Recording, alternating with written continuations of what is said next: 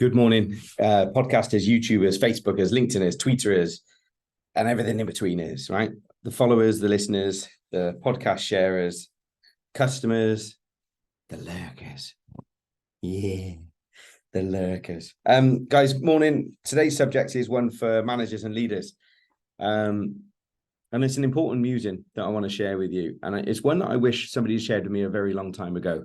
In my very, very early 20s, I took on a team of 75, and it was a lot of responsibility, and I had to kind of dive in the deep end and learn to swim in the grand old scheme of delegation, abdication, management, leadership, coaching, all that sort of stuff. And I loved it, absolutely loved it at the grand old age of 22, whatever it was. So one of the things I learned at that time, and the subject of today's musing, is nobody comes into work just to piss you off.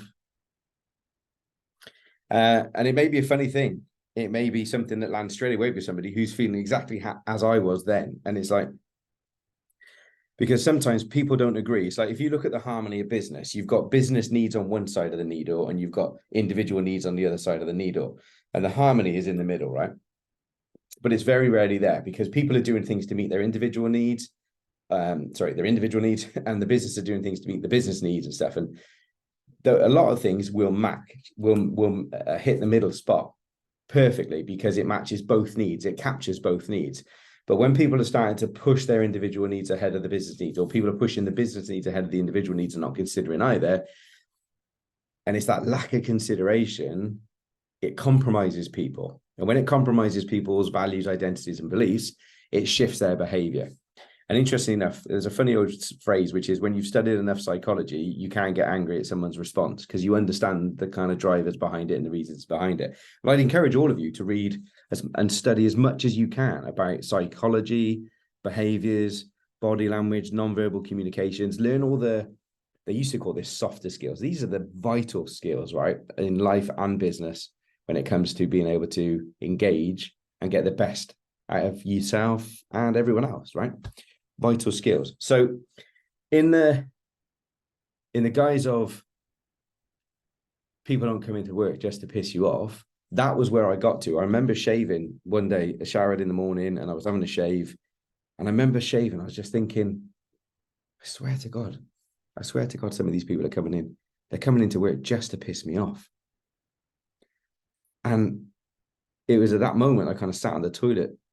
I just sat back, stopped having a shave, and just sat back on the toilet. I was like, where have I got to? Where have I allowed myself to get to that I'm thinking that bad of other human beings? And yeah, there was pressure, there was stress, there were deadlines, it was a very high pressured role. It was a home office. There's lots of things we had to do.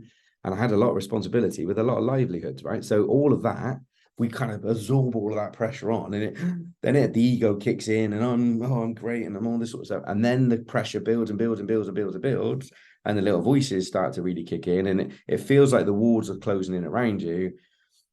And then you really start to notice little shitty behaviors. You start to notice things that people are doing. And whereas you would have probably nipped them in the bud or had a conversation or made a comment or just dealt with it, when you don't have the skills and the knowledge and the confidence or the experience to be able to do that, what we do is we avoid. And I've always said this, avoidance is the gateway drug to every destructive behavior in life, right? When we avoid things, they get bigger and uglier. They become the monsters under the bed. And in this case, the monsters in our head. Because whenever we tackle a situation, the fear of conflict of that situation is what stops us from doing it, in my personal opinion. And yet it becomes a conflict anyway. And all we've done is prolong the anxiety of it and the feelings of it and all the ugly, gloopy stuff that goes with it. And it still ends up in a conflict because by the time it comes to a head, all of the emotions are massively out of kilter. Our emotional intelligence is through the floor. Anger, frustration, rage is right up and stuff. So we end up in a bigger conflict than we wanted to avoid in the first place, which is just insane, right? So I wish somebody had said to me back then, just understand, mate, that sometimes people will behave in different ways and shitty ways at times. Sometimes they'll go against you. They'll actively work against you. They'll do it. But we need to stop and think what's going on for them. And this is really hard when it comes to leadership because you spend a lot of your time believing you're being unselfish. And you spend a lot of your time believing that you're doing everything you can to support these guys. And I've heard companies in the past going, yeah, but what happens outside of work is nothing to do with it. It's like, this is nonsense, right? If we're going to properly tackle this mental well-being, you know, and mental hygiene on a daily basis, you can't just expect people to remove their emotional chips and leave them in the in tray and stuff like that. It's crazy.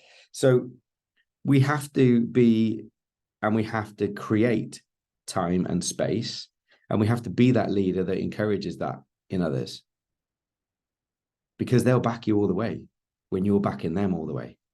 And yeah, you'll have some times where they'll spin out, you know, but you'll always get a rotten apple and stuff like that. But you've got to deal with that rotten apple as quick as you can before it poisons the rest of the bunch, right? But at the same time, what do we need to do to turn around? How can we? Do they want to be, right? What is the situation? And let's talk about not catching them out doing things wrong. Let's catch them out doing things good, right? So let's work with them, honest, radical candor, right? Honest feedback, straight talking. Let's have these bold conversations that give people clarity, because it's not conflict. Conflict comes from avoiding stuff. So when you have these bold conversations, it brings the issue to a point where you can discuss it, right? And you can discuss it emotionally stable as grown-ups, but not if you go in with a critical mind. I notice you've been doing this. I notice you haven't been doing that. And I've told you 3 times. You know, if you go on the critical, they'll go on the defensive and they'll close up and they won't give you what's really troubling them. But if we come at it from a empathetic point of view, if we come at it from a leadership point of view of, hey, listen, I understand we've got these things that need to be achieved, and of late they've not been achieved in the timescale that we need them to be. So what can we do to support? What's getting in the way? How can we help you do this better? Allow them to speak, bring them to the table, help them solve their problems, and they'll go all the way for you. Because nobody comes into work just to piss you off. But I promise you, as a leader and a manager with a team, no matter how big that team is, at times we will feel it. I also think as a business owner or a senior leader in a business, our job is to absolutely put the railway tracks in place, right? And if you consider your job is Network Rail, and all these other train companies can't run effectively unless Network Rail does its job right, that's your job as the leader and the manager. Put down the railway tracks. There's a task that needs to be done, yes, but there's a behavior that needs to be done. There's standards, right? How do we want this task carried out? What are the behaviors and the standards and the expectations that meets the customer's expectations and the business expectation? How do we package all of that into our training and our processes and our systemization, so that we put these really clear railway tracks down of what needs to be done, when it needs to be done, how it needs to be done, why it needs to be done, but also what happens if it does get done, what happens if it doesn't, cause and effect. See, human beings are free to make choices, but they're not free from the consequences of those choices. So if someone is behaving dickish in your business, pull them up on it and make them aware. Hold the mirror up and go, guys, I love you, but I don't love the behavior that you're displaying right now. It's a conversation I had with my kids a couple of months ago, right? It's like what you're doing and who you are and what you're capable of, that's not in question. What is in question is the choices that you're making at the moment. We need to understand this. What's driving this? What can we do differently here? How can we support you? How can we help you? Right? Nobody comes into work just to piss you off. Nobody. But if you avoid stuff, those demons grow in your head. The monster's in your head, not under the bed. That's it, guys. That's the music for today. I don't know who needs to hear this, but I hope it lands and I hope it's helpful. Come and talk to us. This leadership stuff we love. We do a lot of this. You know, yes, the business is called Sales Academy, but look at it. It's business coaching and training for sales. You know, we do leadership stuff. We do mentoring. There's a whole host of strategy, business, the whole leadership team, the whole middle management team, the first line management team, and the team. We bring it all together, because if we're not aligned to where the business is going, and the people are not aligned, and the business is not aligned with the people, it's just a fight. It's just an exhausting, unrelenting battle, it feels at times. And I know it because I've been there. It doesn't have to be that way. So if you want a different way, come and have a conversation. Speak to you soon, guys. Take care.